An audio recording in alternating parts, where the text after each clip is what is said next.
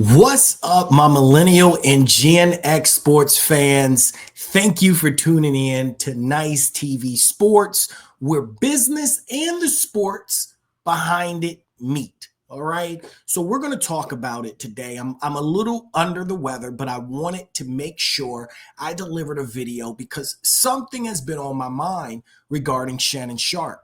Really, my disappointment for Shannon Sharpe has grown tremendously over the last few months, and I want to share it with you. All right. We know that Shannon Sharpe is a Hall of Famer. He also has an outstanding podcast, which I watch quite often, as well as he is on First Take with ESPN. Now, he recently settled with a woman who accused him of rape for nearly 25 million. And if you're like me, this just doesn't sit well with me. I wonder where Shannon Sharpe's accountability is. He recently talked about his disappointment with ESPN releasing his discharge during the same week of his brother. But how about Shannon Sharpe? You take accountability for what you have done, what your actions have did. You would have not been in this situation if it was not for your own actions. We're going to talk about it. Let's get into it.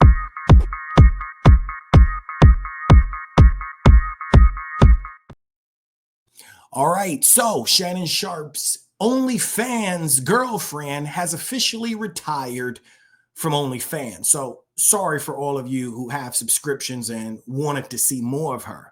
She recently settled on the lawsuit from Shannon Sharpe. So can you blame her for not wanting to post videos anymore? The young lady is 23 years old and settled for over $20 million. Shannon Sharpe is a man in his 50s talking to a woman in her 20s of a different race. And the video and audio was released where Shannon Sharpe is belligerent, telling her he's going to do all type of unnecessary things to her that I don't agree with. What this showed me about Shannon Sharpe is that he may not be the person that we think that he is. We've supported him throughout his NFL career. We've supported him on ESPN, and we support him on Nightcap. However, there needs to be more released about what has taken place. This really just doesn't sit well with me. This 23-year-old has walked away with more money than this African-American man made in his entire NFL career. Is that okay by Shannon Sharpe? Men of this stature and other men in broadcasting who we have put on the front lines to represent us, to deliver the entertainment dialogues that we love, have a responsibility not only to themselves, but to those that they are standing in front of. Shannon Sharpe owes an entire apology to his entire audience and people who have supported him for years. This should not just be swept under the rug by any means. Him settling and paying should not be the end of discussion. And then we're supposed to look at ESPN and say, well, why did you release this notification that Shannon Sharpe's going to be leaving the same week that his brother is going in the Hall of Fame? Well, Shannon, you should take responsibility and accountability for that. You settled and you thought this was going to go under the rug and you were going to be back on ESPN by the football season. Now, if you're like me, you probably will think this is outrageous.